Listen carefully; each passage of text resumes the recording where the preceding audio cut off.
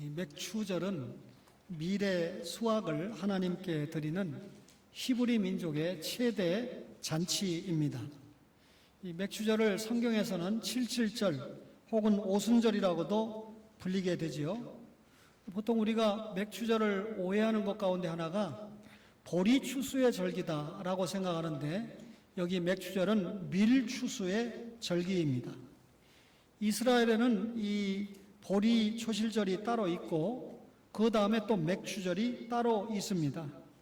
사실 우리나라도 농사를 좀 아는 분들은 아시겠지만 보리 농사를 먼저 해서 추수하고 그 다음에 밀추수를 하게 되는데, 이 지중해 연안에 이스라엘도 동일했습니다.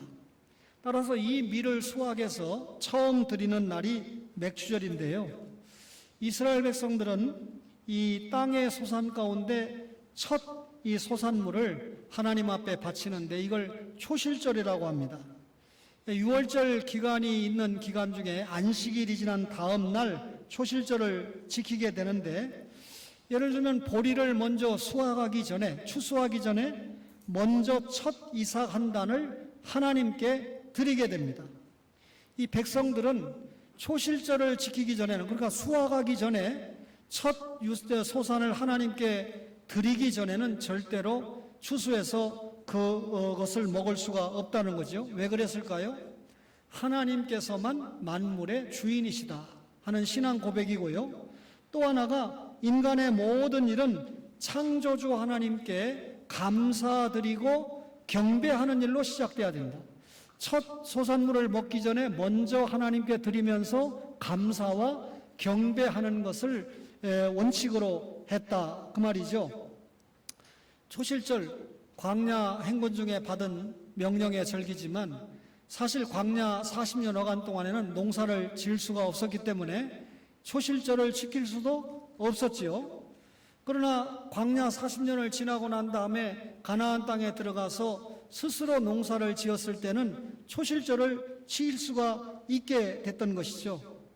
이 초실절을 기점으로 50일째 되는 날에는 첫 수확한 밀을 드리게 되는데, 이것이 바로 맥추절입니다. 이 맥추절을 지킬 때 하나님 먼저 이 보리 수확 절기를 지킬 수 있도록 해 주신 거 감사합니다. 그렇죠? 그러면서 하나님 앞에 기쁨과 감사를 드리면서 보리 추수에 이어서 밀까지 추수할 수 있도록 하신 거 정말 감사합니다. 보리 추수도 그렇고 밀 추수도 그렇고 하나님의 은혜입니다.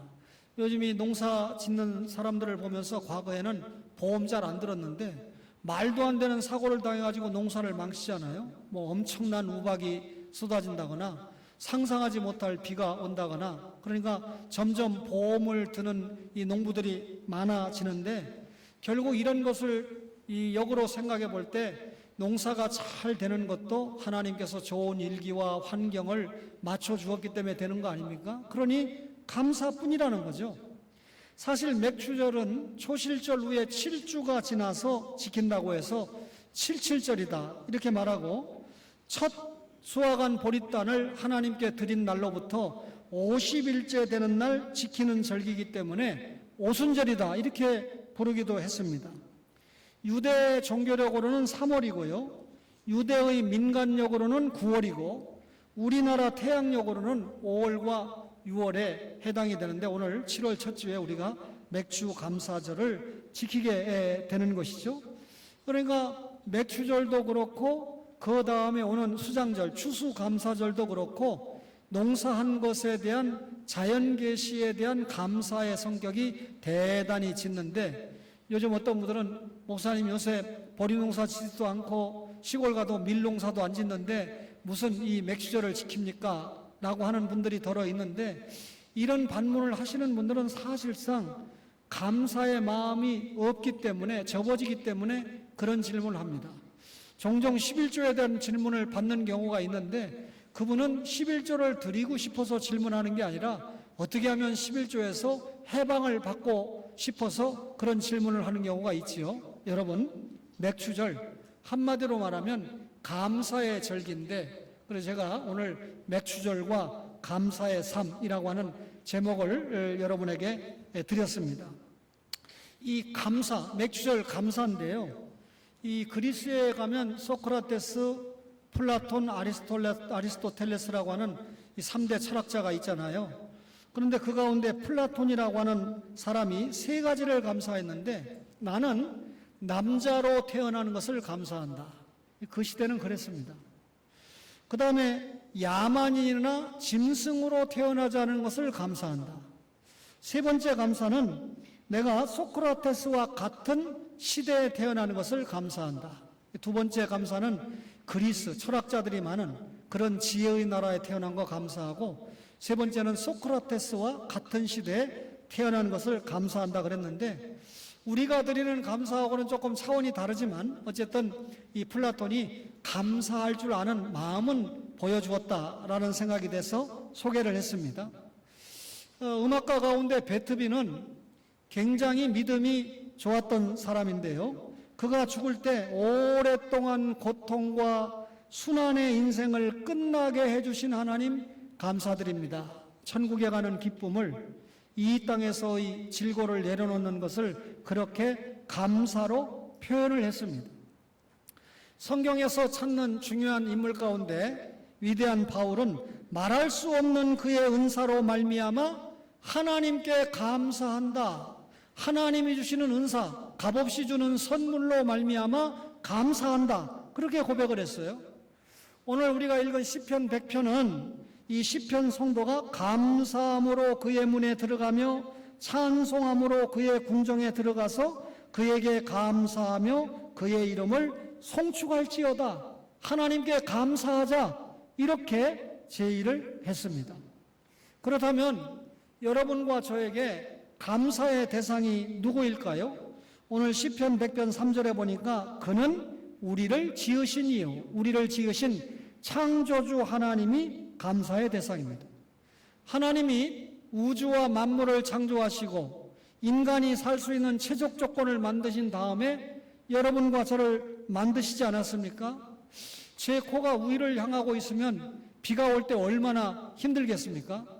아무리 우리의 인체를 연구해 봐도 정말 하나님이 우리를 얼마나 사랑하시는가를 알 수가 있는데, 성경에 보니까 하나님의 형상대로 만들었다. 천하보다 귀한 존재로 창조를 하셨다. 그 말이죠. 일부 예배 때 잠깐 이야기했지만 우리나라는 1500만 반려견 시대라고 합니다. 근데 이 아프리카에 우리 교회 눈을 뜬 권사님이 계셔서 참 감사한데, 우리 작은 돈으로도 아프리카 영혼을 구하는데 굉장히 힘을 발휘할 수 있지요. 이 반려견을 사랑하는 이런 모습들을 보면 인간이 과연 짐승보다 더 귀한가? 이 자기네 이 짐승을 아끼는 그 마음은 굉장히 이해를 하지만 그 반려견을 사랑하는 마음에 어느 정도만 이 선교 정신에 바치면 이 아프리카의 영혼들을 위시해서 우리가 선교하는 지역들의 영혼들도 상당히 주님 앞에 구할 수 있지 않을까 하는 생각을 해보게 됩니다. 제 말은 반려견을 키우지 말라 이렇게 말하는 것이 아니고, 반려견을 사랑하는 마음이 있을 때 사람의 영혼을 더 귀하게 생각하는 마음을 성도로서 한번 가져보자 하는 이야기 한 겁니다. 구속주 하나님이 감사의 대상인데요. 오늘 3절에 우리는 그의 것이다. 원래 우리가 사탄의 것이었죠. 사탄이 우리 속에서 지배를 하고 우리는 사탄의 종노릇 하지 않았습니까? 근데 예수님의 은혜로 말미암아 사탄에서 해방을 받고 성령의 지배를 받게 되었는데, 그동안 아직 남은 설교가 있습니다만 성령의 세례라든지 또 성령 충만이라든지 성령의 은사라든지 성령님에 관한 말씀을 많이 들었습니다. 이 성령님께서 우리의 죄값을 지불하고 구원해서 자신의 소유로 삼으신 예수님을 믿게 했다는 말이죠. 그래서 하나님의 자녀가 되고 하나님의 백성이 됐어요. 여러분과 저가 하나님의 자녀된 결정적인 증거가 뭡니까? 주의를 지키고 있잖아요. 이 시간에 예배 드리고 있잖아요. 하나님의 말씀을 듣고 있지 않습니까? 구속주 하나님이 우리의 감사 대상이다. 왕이신 하나님입니다. 3절에 우리는 그의 백성이다. 그러면 우리가 그의 백성이면 그는 우리의 왕이다. 그 말이죠. 하나님께서 우리를 창조하시고 선택하시고 구원을 시키시고 방치하시는 것이 아니라 성령님을 통해서 오늘까지 통치하시고 이끄신다 그 말이죠. 따라서 우리가 살아가는데 좋은 왕이나 좋은 지도자를 만나는 것은 엄청난 행복입니다.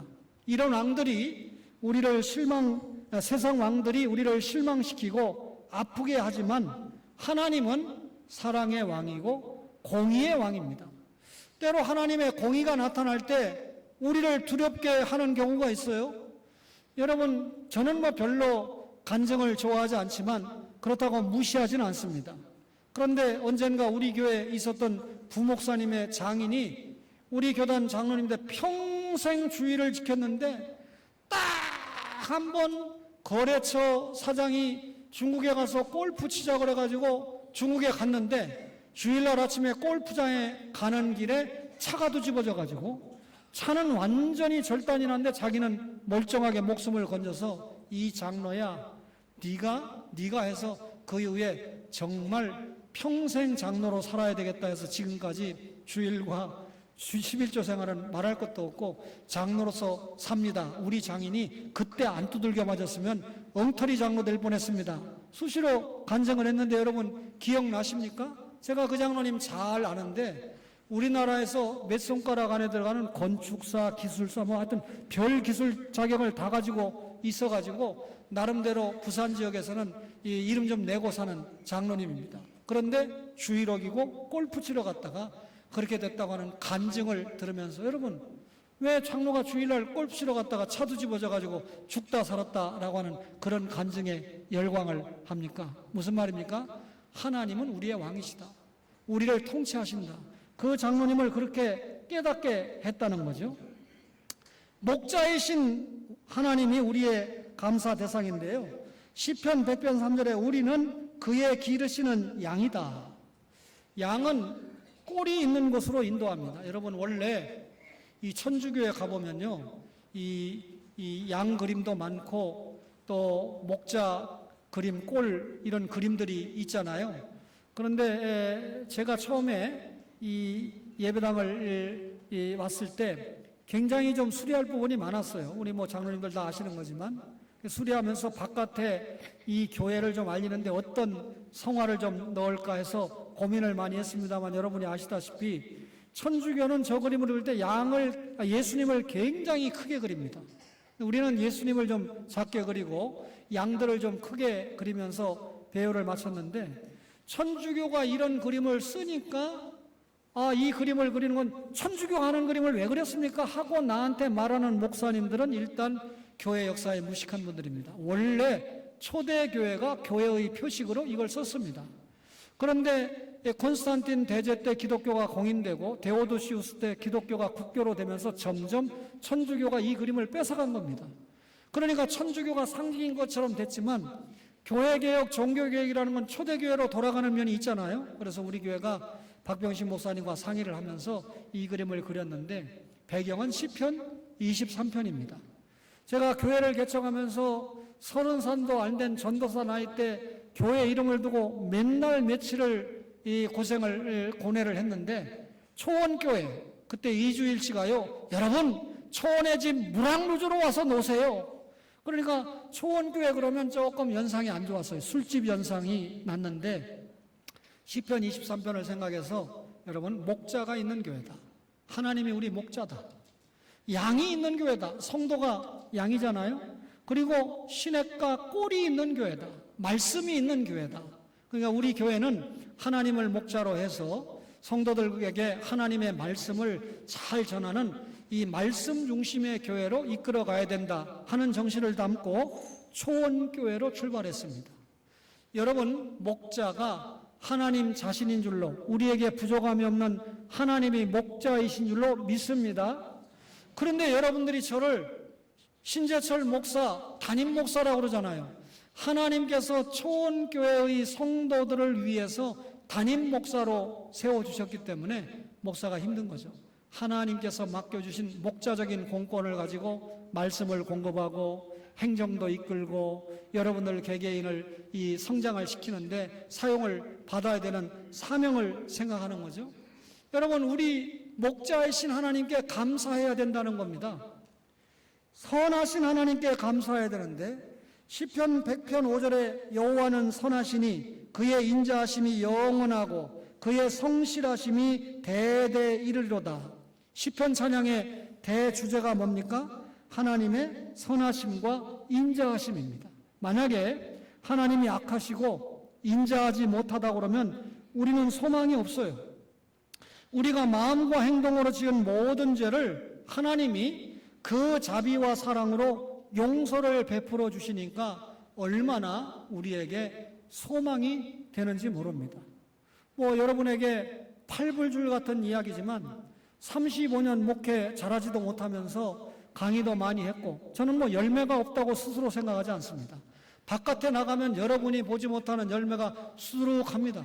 저에게 휴가를 주면 몇 년 동안은 그냥 먹고 돌아다닐 제자들이 초청하고 있습니다. 용서하세요.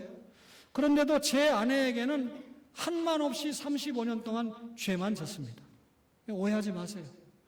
제 아내를 볼 때마다 가슴이 아프지만 그래도 일면 지금이라도 깨닫게 되니까 감사하다 이렇게 생각하고 있습니다.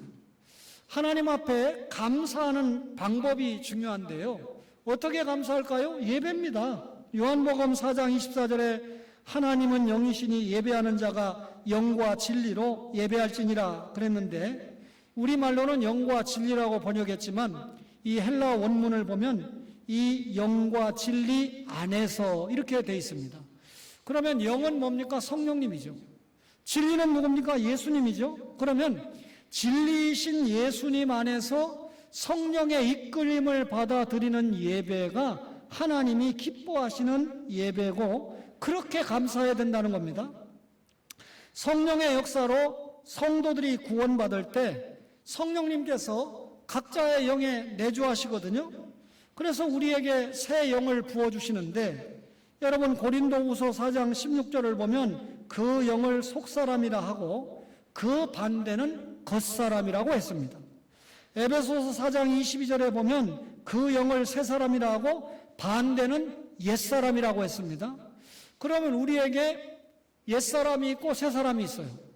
겉사람이 있고 속사람이 있어요.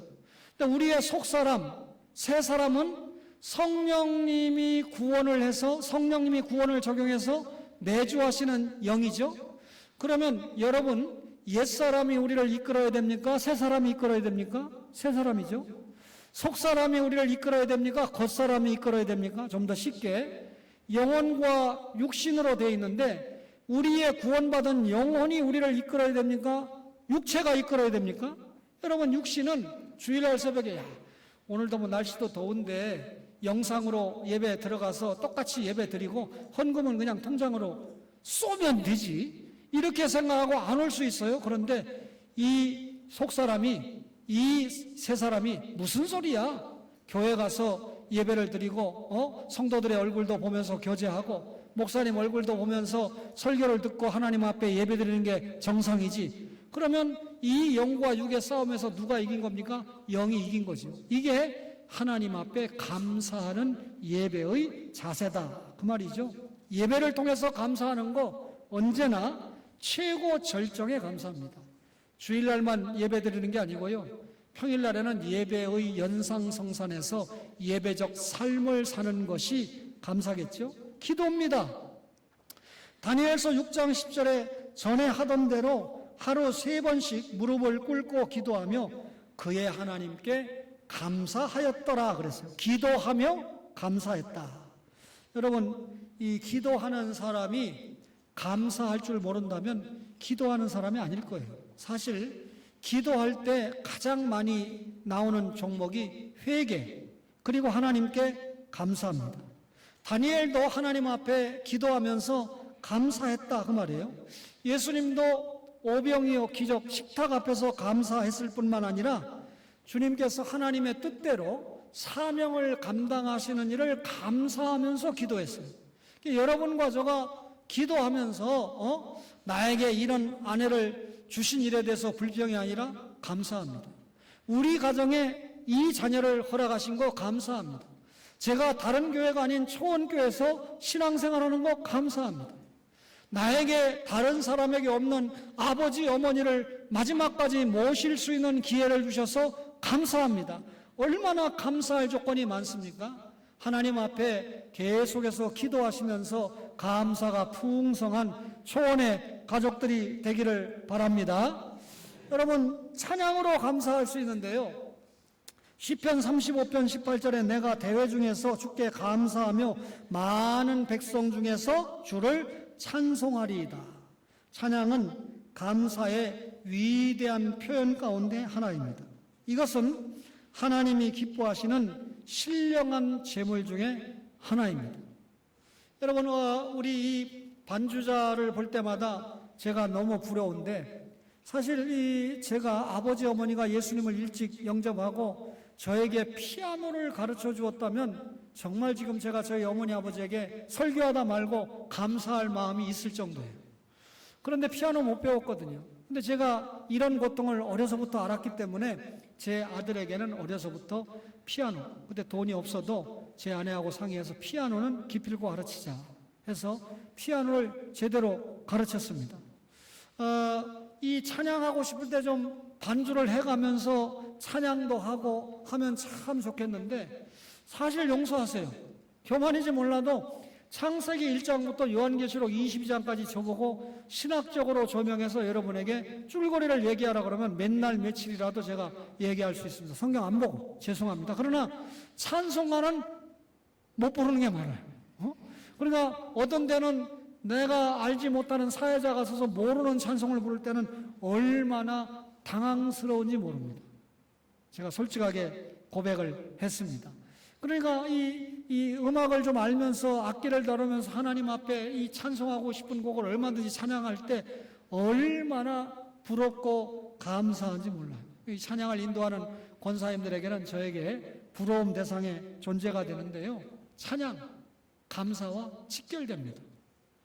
헌신인데요. 로마서 12장 1절에 너희 몸을 하나님이 기뻐하시는 거룩한 산 제물로 드리라 그랬는데, 몸으로 드려지는 헌신은 감사의 산 제물이죠. 오늘 오후에 좀 설교하겠습니다만, 마음은 충성하는데 믿음은 있다고 하는데 몸은 전혀 안 움직여지는 분들이 있습니다.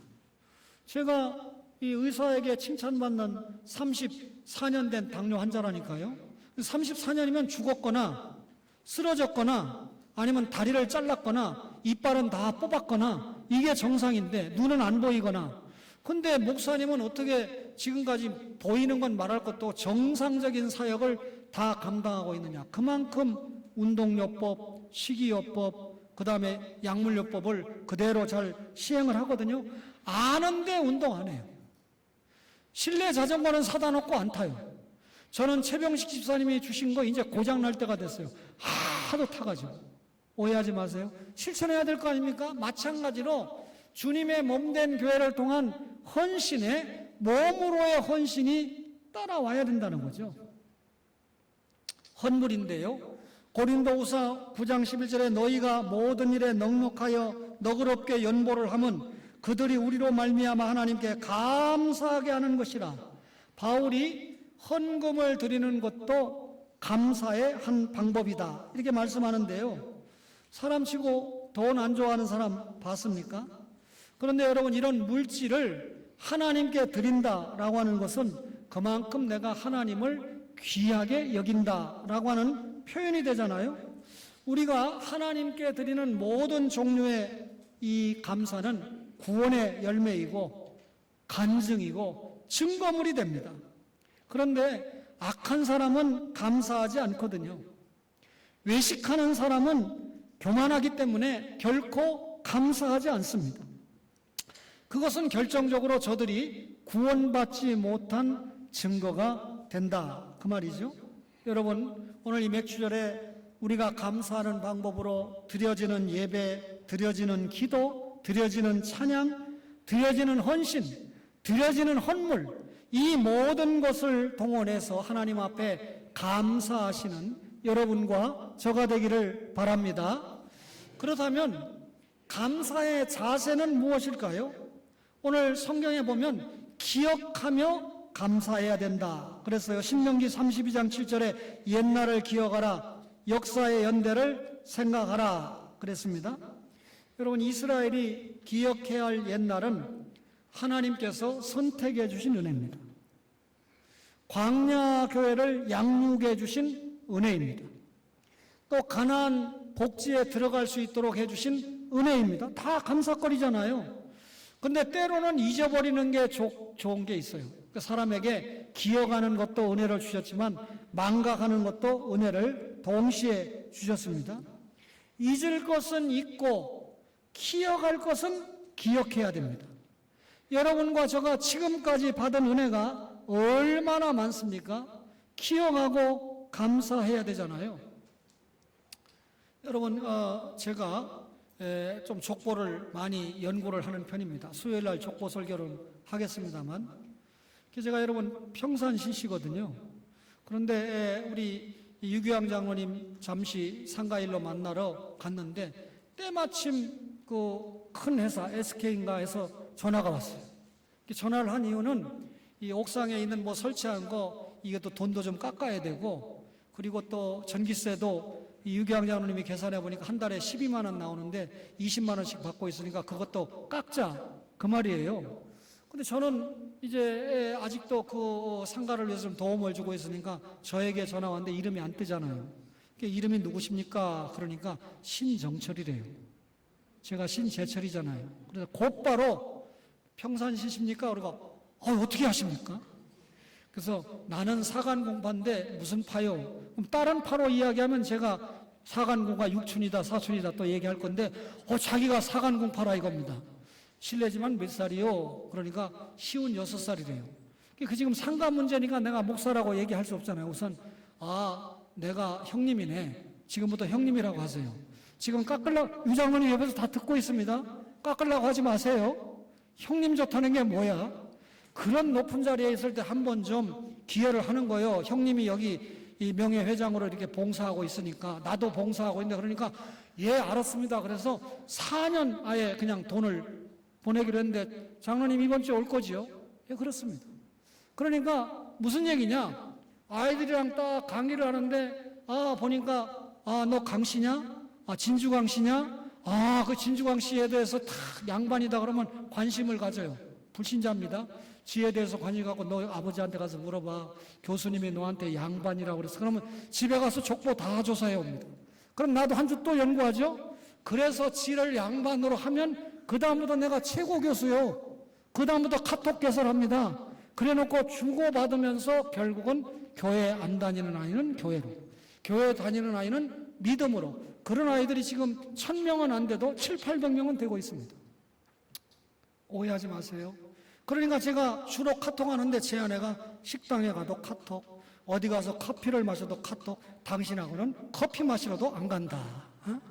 그런데 그 시간에 카톡을 소화 안 하면 금방 많이 밀리기 때문에 내가 답을 못 주고 결국 무심한 교수가 될 수 있기 때문에 짬만 나면 중요한 건 답을 해줍니다. 어떤 교회 장로님들 그런 질문 하지 말고 컴퓨터 검사하세요. 목사님, 공해가 사도신경에 나오는데 공해가 무슨 뜻인지 목사님이 저에게 좀 설명해 주시면 좋겠습니다. 오늘 오후에 제가 설명해야 돼요. 그 교회 장로님을 위해서.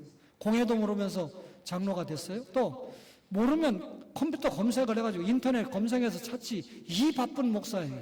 근데 안 해줘 보세요. 초원교회 목사 사랑 없다, 실력 없다, 이렇게 또 나올 거 아닙니까? 글을 또 시험 들게 하면 안 되니까 제가 오늘 오후에 마치고 가면 또 답을 해야 됩니다. 기억하면서 감사해야 되는데요. 여러분과 저에게 감사할 종목들이 얼마나 많습니까? 그렇죠? 기억할 것은 기억하고 또 나에게 섭섭하게 했던 거, 아프게 했던 거, 이런 거 계속 평생 저기 하면 병이 되잖아요. 여러분, 잊을 것은 잊어가면서 결국 미래, 과거를 감사하고 현재 약진하고 미래를 소망하면서 하나님 앞에 감사하며 살아가야 된다. 기억하면서 감사하고 살아가야 된다. 범사에 감사해야 됩니다. 제 말 아니죠? 데살로니가전서 5장 18절에 범사에 감사하라 그랬는데, 감사하는 것은요, 항상 기뻐하라, 쉬지 말고 기도하라, 다음에 범사에 감사하라. 그러면 감사가 언제 생깁니까? 항상 기뻐하고 쉬지 않고 기도하는 사람에게는 범사의 감사 조건이 생겨요. 잘 될 때 감사하죠. 순경 중에 감사하죠. 근데 역경 중에도 감사할 줄 알아야 됩니다. 저는 뒤늦게라도 제 아내가 이렇게 고통을 받으면서 아내에게 좀 잘해야 되겠다 하는 생각을 뒤늦게라도 갖게 되니까 감사합니다. 이제 여러분에게 제가 점점 설교할 시간이 줄어드니까 말씀드리지만, 과거에 떡볶이 좀 한번 먹으러 가자는 것도 어림도 없었습니다. 언제 떡볶이 사 먹으면서 교회 헌금하고 가난한 이웃을 도우면서 목회하느냐, 세상 말로 얄짤 없었습니다. 근데 병원에서 퇴원하고 방사선 치료를 시작하면서 너무나 힘이 든지 식사를 한 끼도 못 하면서 어제는 장어를 한번 사달라고 그래가지고 장어를 먹으러 가는데, 전도사님이 조금 일찍 전화해야 될 거 아니에요. 전화를 해가지고 제 아내한테 사모님 먹고 싶은 거 있으면 내가 사드릴게, 연락하세요. 그런데 제 아내가 연락할 사람입니까? 미리 연락해서 나를 만나기 전에 납치를 해가든지. 장어 한번 사줬어요. 사주면서 속으로 얼마나 미안했던지, 그 2마리 놓고 그 1마리를 자꾸 반을 나한테 갖다 줘서 자기 못 보는 사이에 또 하나 더 갖다 놓고 해가지고 결국 먹였습니다. 오해하지 마세요. 순경 중에 감사하는 건 당연하지만 역경 중에도 감사할 줄 알아야 됩니다. 감사할 줄 모르는 사람은요, 여러분, 이 자기의 도둑 심리를 제어하지 못합니다. 제가 김장림 목사님 만나서 유익한 것도 있지만 조금 손해본 것도 있는데, 암 수술을 받고 나와가지고 하나님이, 목사님 저에게, 이 제자 목사에게 하나님이 저를 다시 한번 살려주셨습니다. 그래서 지금부터는 제가 감사한금을, 그때까지 5만 원 하셨는데 10만 원을 하겠습니다. 감사한금 한 달에 10만 원 하면 4주면 40만 원이고 5주면 50만 원 아닙니까? 살의 절반을 감사한금 드리는 거예요. 담임 목사인 저는 그렇게 못했거든요. 그런데 바로 제 아내가 암 치료를 받게 되면서 제가, 하나님 낚여주세요. 김장림 목사님 고백이 있을 줄 알고, 살려주셨다는 고백이 있을 줄 알고 저도 10만 원으로 감사한금을 올리겠습니다 해서 그때부터 감사했거든요. 그러니까 결국 이 감사할 줄 아는 마음이 도둑심리를 제어하는데, 엊그저께 대구에 계신 한 장로님이 제 아내 소식을 듣고 계속 새벽마다 울면서 기도했는데, 신 목사님이 지금까지 깨끗하게 살아온 목사님인데 음해한 세력들로 무슨 죄를 졌길래 사모가 암이나 걸렸어? 이런 소리 듣지 않도록 하나님이 낚여주세요 하고 몸부림치고 기도했다는 거예요. 그런데 조직검사하러 가는 날 아침에 전화를 걸어서 그 전에 일기가 암의 흔적도 없다는 것을 읽고 너무 감사하다며 사실상 눈물을 흘리면서 저에게 전화를 주었는데, 그분이 유윤웅 목사님의 아들입니다. 제 글을 읽고 이렇게 합당한 기도를 올려주는 장로님도 계신 것을 알고 제가 그 이후에 얼마나 감사했는지 모릅니다. 우리 교회 장로님들도 마음은 있을 텐데 아마 표현을 안 해줘서 그럴 줄로 아는데 그렇게 가는 겁니다. 목사가 왜 괜히 글을 썼겠어요? 우리 교회는 이런 방향으로 가자 하는 부분이 있는 겁니다. 범사에 감사죠. 믿음으로 감사해야 되는데요. 골로새서 2장 7절에 믿음에 굳게 서서 감사함을 넘치게 하라. 여러분, 우리가 가장 큰 감사, 구원받은 거 감사잖아요. 저는 목사 된 거 감사가 있잖아요. 그런데 개혁주의 목사가 된 거 감사한다고 제 글 1000마디에 3가지 감사를 적었는데, 제가 35년 동안 코로나 때는 없었지만 수련회를 갔는데 제 아내가 못 간 거 빼놓고는 최고 행복한 수련회였어요.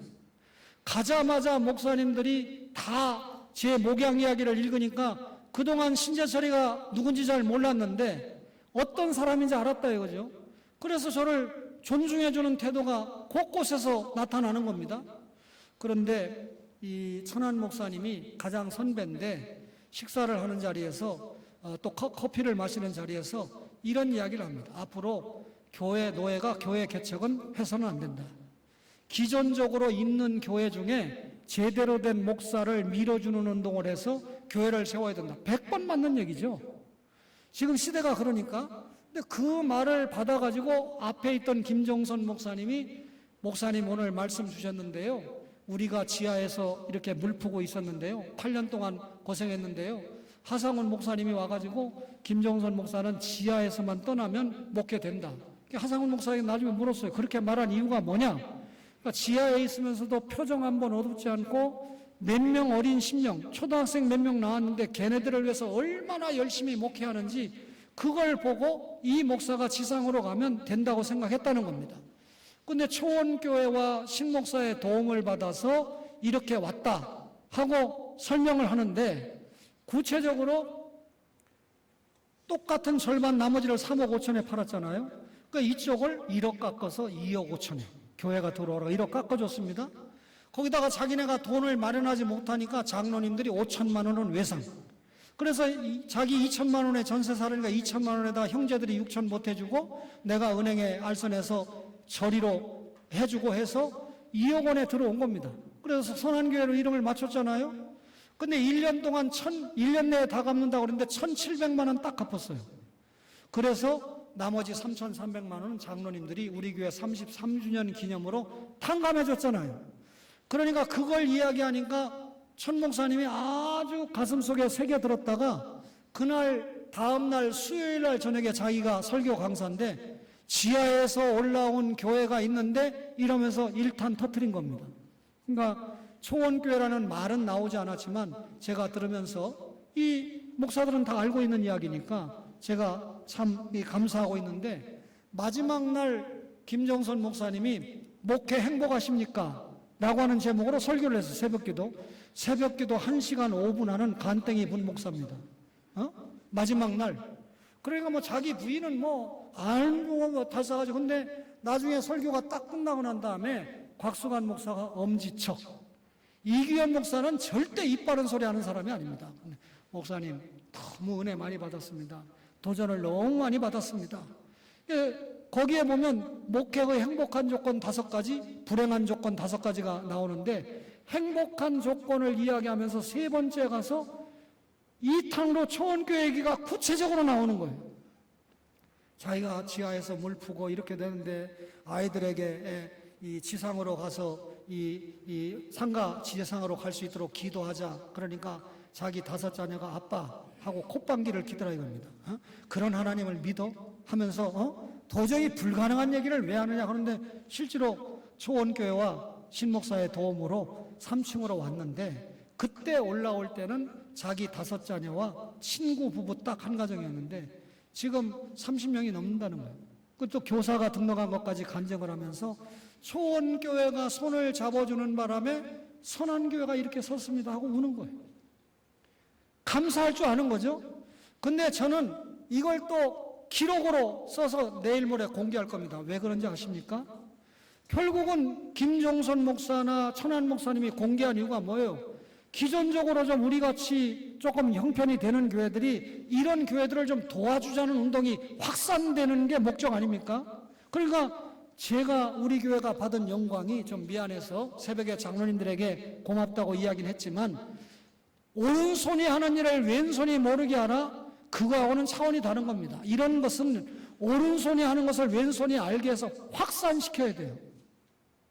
김신 목사님이 시찰장인데 시찰원들을 모아놓고 제안합니다. 목사님들이 이 자립이 되는 교회가 개척교회 목사님들을 초청해서 사례도 좀 드리고 설교 바깥에 가서 1년 12달 돼도 어디 초청해 주는 사람도 없는데 한 번 가서 선배 교회가 설교하면 실력도 늘고 용기도 생기고 위로도 받는데 그런 거 해주십시오. 30년 전부터 해온 일 아닙니까 우리 교회가. 장로님들 양심에 손 얹고 생각해 보세요. 저는 사례 제대로 못 받아도 개척교회 목사님 오시면 사례 꽃배기로 드리고 위로하고 밥 사드리고 양양모 목사님, 김승현 목사님 59에 저보다 17년 뭐 이런 후배들인데 우리 교회 와서 첫 부흥회 강사로 쓴 것도 한두 번 있는 일이 아니잖아요. 다 해왔던 일인데 지금 이제 이야기하거든요. 그래도 지금이라도 이런 이야기가 나오는 게 감사하다. 어쩌면 제가 떠날 무렵에 이제 이런 이야기가 나오는 게 감사하다 하는 생각을 했습니다. 김종선 목사는 정말 진짜 좋은 목사다. 남들 같으면 창피해서 안 하거든요. 여러분 초원교회는 구제 목회 열심히 안 합니다. 저한테 구제받은 사람, 여기 앉아있는 사람 아무도 없어요.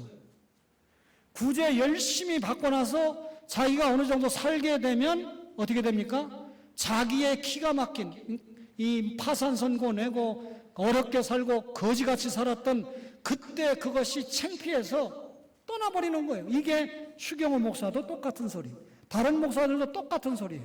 그러니까 구제는 구제로 끝나야 돼요. 사랑의 마음을 전달하는 것으로 끝나야 돼요. 선교가 우선입니다. 구령이 우선입니다. 그렇다고 구제를 상 무시하는 건 아닙니다. 신상원 목사는 들어보니까 그 교회는 교회가 어려우면, 교인이 어려우면 장로님들이 구제를 책정하는데 6개월로 마친답니다. 그런데 구제 액수가 좀 크더라고요. 보니까 믿음으로 감사해야 됩니다. 오늘 이 맥주절을 맞이해서 여러분과 저가 감사해야 되는데, 제가 이 후배들에게 커피 좀 사고 한 번 점심을 또 개별적으로 만날 때 사야 되는데, 언제가 가장 괴로웠냐면 부부지간에 식사하는 시간을 수요일 날 줬는데요. 저는 아내가 못 갔잖아요. 근데 부부지간에 가는 사람은 6만 원을 주고 부부를 안 데리고 오는 사람은 벌칙으로 돈을 안 준다는 거예요. 근데 어쨌든 간에 김정선 목사님 부부에 껴서 혼자 있을 수 없으니까 가서 같이 식사를 했는데, 김정선 목사가 돈을 꺼내더니 자기 셋째 딸이 이렇게 보냈다는 거예요. 보니까 아빠 신재철 목사님에게 점심도 대접하고 커피도 대접하세요. 그러니까 초원교회와 신목사에게 고마운 걸 그 딸이 기억하는 거잖아요. 이제 대학 졸업하고 저 송도에 있는 치과의 치위기공사로 한 달에 한 230만 원 정도 현재 받고 직장을 다니는데 초년병이잖아요. 그렇게 저를 대접하라고 그러는데 돈이 넉넉하게 왔으니까 하필 3시 밥 먹고 커피를 마시는데 시찰 목사들이 속초 갔다가 우리 어디 있는 거 알고 또 찾아 들어왔어요. 그래서 여러 명이랑 커피를 마시면서 여러 유익한 대화를 했는데, 선한교회를 어떻게 도왔는가에 대한 추궁을 하면서 어려운 목사님들은 지금 저하고 연결을 하려고 애를 씁니다. 그리고 정말 믿음이 성숙한 곽수관 목사님은 좋은 모델을 팁으로 받았다. 앞으로 협력하자. 때는 늦었어요. 저는 이제 초원교회 전권을 놓으려고 하는 시기를 맞이하고 있기 때문에 그런 목사님들과 합력해서 무슨 일 할 수 있는 계산을 하지 못합니다. 사랑하는 초원의 가족 여러분, 맥주절 감사, 맥주절이 아니라도 여러분과 저가 범사에 감사하는 살면서 정동주 전사님이 저보고 목사님, 새 목사님 오면 저는 늙었으니까 그만 사임해도 되지요? 저는 계시는 게 감사하다고 생각합니다. 교수님도 마찬가지예요. 제가 담임 목사지 당신들이 담임 목사와 담임 전도사 아니잖아요. 그러니까 이 세대 교체라는 건 담임 목사만 떠나면 되는 거지. 그리고 새 목사와 함께 새로운 전진을 하는 게 세대 교체지. 여러분, 저에게 사역을 더 이상 연장을 요구하는 것은 내일 그냥 피 터져서 죽어라 이렇게 이야기하는 것과 마찬가지입니다. 당뇨가 34년이라고 그러면 어느 정도 상태인가를 좀 아셔야 됩니다. 그러나 여러분들이 특별한 목사를 후임으로 지목하고 또 그것이 성사되어가는 과정에 있기 때문에 저는 그게 아니라도 제가 장로님들과 함께 개척한 이 교회가 정말 주님 오시는 그날까지 내가 개인적으로 생을 다하게까지 든든히 세워져야 되기 때문에 끝까지 사랑하고 기도하고 배후에서 할 역할은 제가 감당을 할 것입니다. 사랑하는 초월의 가족 여러분, 이래도 감사, 저래도 감사, 감사하면서 하나님께 영광 돌리는 은혜가 있기를 간절히 바랍니다.